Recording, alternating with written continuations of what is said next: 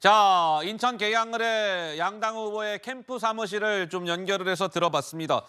너무 뭐니 해도 이번 인천 계양을은 관심을 모을 수밖에 없는 상황이고 이재명 민주당 대표와 국민의힘의 원희룡 후보의 한판 승부. 윤주진 대표님, 그런데요, 인천 계양을 지역 같은 경우는 그 지역 특성이 민주당 성향의 어떤 그 후보자들이 다수 당선이 됐던 지역. 이재명 대표 전에는 인천 계양을에서 지금은 구속이 되어 있지만 송영길 대표가 5선을 했던 지역을 이재명 대표가 바통을 이어받아서 지금 국회의원을 하고 있는 지역인데 글쎄요, 원희룡 후보가 이 지역에서 열심히 선전을 하고 있다라는 평가도 일부에서 나오고 있는 가운데 그 벽을 넘기는 쉽지 않을 것이다. 이런 전망이 엇갈리고 있어요. 무슨 분석을 주시겠습니까? 일단 기본적으로 당연히 전반적으로는 민주당세가 강한 지역이기 때문에 이재명 대표의 승리를 더 많은 분들이 점칠 것으로 보입니다만 그럼에도 불구하고 이제 막판까지 나왔던 여러 가지를 보면은 이 추격전이 만만치 않다라는 관측도 많았죠. 특히 또 이제 원희룡 후보 같은 경우는 주변에 유명한 축구 선수가 또 같이 이렇게 후원회장으로서 선거에 나서주면서 새몰이를 하고 있습니다. 또 이제 지역 구민들 입장에서도 아무래도 전직 국토부 장관을 지낸 후보이다 보니까 아무래도 그 정책적 경쟁력에 많은 점수를 또 줄 수도 있고요. 근데 앞으로 이제 이 지역의 선거가 어떻게 되느냐에 따라서 사실은 이재명 대표가 만약에 승리를 하더라도 얼마나 많은 격차를 또 보이느냐가 상당히 중요한 관건이고 반대로 원희룡 후보 역시 만약에 패배하더라도 얼마나 선전했느냐가 앞으로 본인의 정치 가도에 있어서 상당히 중요한 밑거름이 될 수도 있습니다. 자, 그렇다면 사실은 원희룡 후보 같은 경우는 인천 계양을에서 상주를 하면서 선거 운동을 펼쳐왔고 이재명 민주당 대표는 야당 대표기 때문에 당대표로서의 일정을 수행하면서 틈틈이 인천 계양을을 챙겼는데 두 후보의 목소리를 안 듣고 가면 서운하겠죠. 그래서 준비했습니다. 들어보시죠. 여러분께서 저 이재명 당대표로 전국 선거 지휘하느라 지역을 잘 못 지켰음에도 이렇게 많이 지지해 주셔서 참으로 감사합니다. 최선을 다해 좋은 나라 만들고 지역사회 발전으로 보답하겠습니다. 원희룡 후보입니다. 목이 쉬어가지고요. 크게 말씀 못 드리지만 저 원희룡은 우리 동네의 가치를 높이기 위해서 일하려고 온 사람입니다. 여러분 꼭 도와주십시오. 열대로 갚겠습니다. 자, 인천 계양을 글쎄 우리 최병천 소장님은 인천 계양을 그동안 선거 운동이 시작된 이후에 좀 어떻게 바라보고 오셨고 지금 선거가 진행되고 있는 당일 현재는 또 무슨 생각을 가지고 인천 계양을 지역을 지켜보고 계신지요? 인천 선거구가 총 14개가 있는데요. 지난 지방선거 때 민주당이 상대적으로 이제 국민의힘이 지방선거 때 확 이제 많이 당선이 됐었는데 그 어려운 선거 때도 민주당 구청장을 배출했던 곳이 계양과 부평이었었습니다. 그만큼 인천 지역을 통틀어서도 민주당이 가장 강력한 지역 중에 하나가 계양을로 볼 수가 있고요. 거기다가 이재명 대표는 민주당의 가장 강력한 대선 후보자 한 명이기 때문에 실제로 이제 이재명 대표가 질 가능성이 높진 않지만 앞에서 말씀하신 것처럼 얼마나 격차가 발생할 건지 그리고 원희룡 후보는 이재명 대표와 붙는 것 자체로 인해서 전국적인 주목도를 많이 받았거든요. 그런 점에서 이미 약간 정치적인 어떤 존재감이라는 측면에서 측면이 이미 성공한 측면이 있기 때문에 그런 점에서 뭐랄까 이재명 대표는 이재명 대표대로 원희룡 후보는 원희룡 후보대로 나름 이제 어떤 전국적인 주목을 받고 그리고 실제로 실시된 모든 여론조사를 통틀어서 가장 많이 여론조사가 실시된 것이 이쪽 계양을 지역이기도 합니다. 그만큼 이제 전국적인 주목을 받았다는 점에서 두 후보 모두가 마지막 끝까지 최선을 다하고 있는 걸로 보여집니다. 그렇군요. 자, 인천 계양을 지역은 아마 그 지역에 거주하지 않으신 분들도 저 지역의 결과가 어떠할까 관심 있게 지켜보고 계시는 분들이 많을 듯 싶습니다. 이번에는 인천 계양을에서 경기도 지역의 한 지역을 살펴보겠습니다. 이 지역도 관심입니다. 경기 하남 갑으로 한번 가보시겠습니다. 이번에도 역시 두 명의 후보의 목소리가 준비가 되어 있습니다. 들어보시죠. 연세 높으신 어머님께서 이렇게 말씀하십니다. 나는 여태 추미애가 꼴 보기 싫었다. 그런데 인자 보니까 추미애 말이 다 맞더라. 0.7% 깻잎 한 장 차이가 이렇게 나라를 망가뜨릴 줄 몰랐지 않겠습니까? 추미애가 옳았죠? 검찰 독재를 제대로 심판할 장수 누굽니까? 저 이용 젊고 힘있는 여당 정치인입니다. 저는 여러분들과 손붙잡고 미래로 가겠습니다.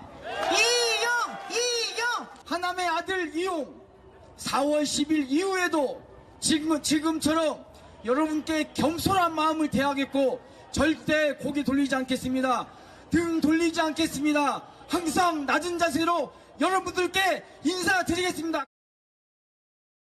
자, 하남갑은 말씀 드리지 않아도 여러분들께서 다들 알고 계시는 바와 같이 이제 추미애 민주당 후보, 윤석열 대통령의 이런 저격수 약간 이런 별칭이 있고, 이용 국민의힘 후보는 윤석열 대통령이 대선 후보 캠프 시절에 수행실장을 맡았던 윤석열 대통령의 측근 국회의원으로 알려져 있는데, 이러한 대립각이 섰습니다. 윤저격수, 윤수행실장. 하남갑에 관심이 모아지고 있는 이유이기도 한데, 성치훈 부의장께서는 좀 어떻게 바라보고 계십니까? 일단 하남 지역이 현역 의원이 민주당 의원이었고요. 이번에 처음으로 분구가 된 지역이죠. 아, 그래요? 그래서 민주당에선 좀 유리한 지역이다라는 평가를 받던 곳이었는데 그 현역 의원 한 명이 또 불출마 선언을 했습니다. 맞아요. 그렇게 예. 되면서 두 지역구 모두 민주당의 좀 우세한 지역임에도 불구하고 현역 의원이 한 명도 없는, 그러다 보니 도전자가 상당히 많았던 지역이죠. 여야 할 것 없이. 예. 그런 상황에서 추미애 후보가 사실상 이렇게 내리꽂아졌기 때문에 아이고, 예. 초반에는 지역의 반발도 많았습니다. 하지만 그런 초반 그 반발들을 잘 좀 통합을 해내면서 선거를 잘 치렀던 걸로 보이고, 그리고 이용 후보 같은 경우는 또 윤석열 말씀하신 대로 윤석열 대통령 후보의 당시에 그 수행실장이면서 최측근으로 알려져 있습니다. 근데 예. 이번 선거 자체가 이제 윤석열 정부에 대한 중간 심판적 성격을 띠고 있기 때문에 그것이 유리하게 작용할지 불리하게 작용할지는 선거 결과를 보고 우리가 판단할 수 있을 것 같고요.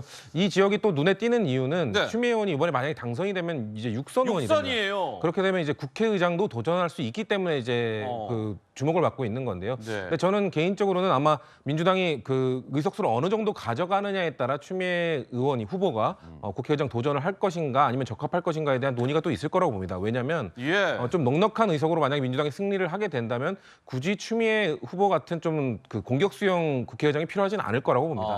근데 만약에 가까스로 과반을 넘게 된다. 네. 그랬을 경우에는 좀 국정 운영함에 있어서 아무리 국회의장이 중립을 지켜야 되는 위치에 있다고는 하지만 아마 당에서 좀 그래도 공격적인 추미애 의원이 돼야 되는 거 아니냐라는 목소리가 있을 수 있기 때문에 예. 그런 것도 이 하남갑 지역을 보는 관전 포인트 중 하나가 될 것 같습니다. 그러니까요. 이 추미애 지금 후보 같은 경우는 아까 성치훈 부의장 말씀대로 만약입니다. 저 하남갑에서 당선이 되면 선수가 육선 의원이 됩니다. 육선 의원이요. 또 하나 전제가 있죠. 만약에 더불어민주당이 이번 총선에서 일당을 하는 곳이 이제 국회의장을 하니까 관례적으로. 그런데 민주당에서 만약에 일당을 하고 하게 된다면 저 추미애 후보가 하남각에서 당선이 된다면 육선이 되기 때문에 유력한 국회의장 후보군으로 이제 자리매김하게 되는 것이고, 물론 민주당에 이번에 또 한 명의 육선이 될 수 있는 후보가 한 명 더 있기는 합니다. 누구? 사무총장을 맡고 있는 조정식 의원. 그렇긴 한데, 그래서 추미애 후보도 일전에 그런 얘기를 했어요. 이 국회의장과 관련해서 국회의장이요 자신감 있게 떠안겠습니다 라는 취지로 얘기한 바가 있는데, 이렇게 저렇게 하남갑이 윤주진 대표님 관전 포인트가 많네요. 김진표 국회의장의 어떤 국회 운영에 대해서 사실은 더불어민주당 내부에서 불만 아닌 불만이 좀 있었죠. 왜냐하면 국회의장으로서 지켜야 할 중립과 균형을 사실은 지킨 것인데도 불구하고 민주당에서는 우리에게 오히려 불리한 편파적인 진행을 한다. 이런 목소리가 있었거든요.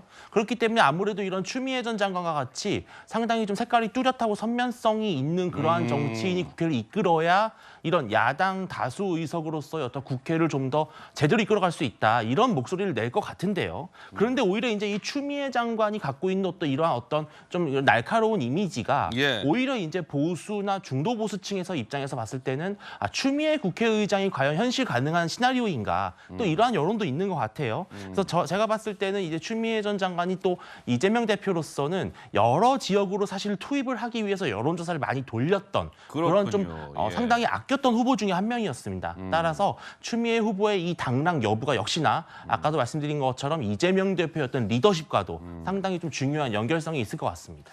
그렇군요. 자, 한안갑 지역을 살펴봤고요. 이번에는 역시 마찬가지로 이제 경기도 지역 가운데 한 군데입니다. 이런 좀 뭐랄까 의미부여라고 해야 될까요? 잠룡들의 격전지? 뭐 잠룡의 격전지? 약간 이런 느낌이 있습니다. 경기도의 이 지역은 어디일까요? 역시 두 명의 후보의 목소리가 준비가 되어 있습니다. 들어보시죠. 마지막 순간까지 겸손하게 탈진되는 그 순간까지 최선을 다할 것입니다. 정말 분투에 분투를 거듭할 겁니다. 국정 경험이 있는 실용주의자 이광재를 뽑아야 이거 분당 판교가 미래를 가장 먼저 만나는 분당 판교가 탄생할 수 있습니다. 지금까지 제가 어떤 일을 했고 그다음에 앞으로 분당 판교를 대한민국을 먹여 살리는 그런 중심으로 만들겠다는 제 비전도 밝히는 그런 선거운동을 했습니다. 저는 정말 유능하고 깨끗한 후보입니다. 자, 경기도 분당갑, 경기 성남 분당갑입니다.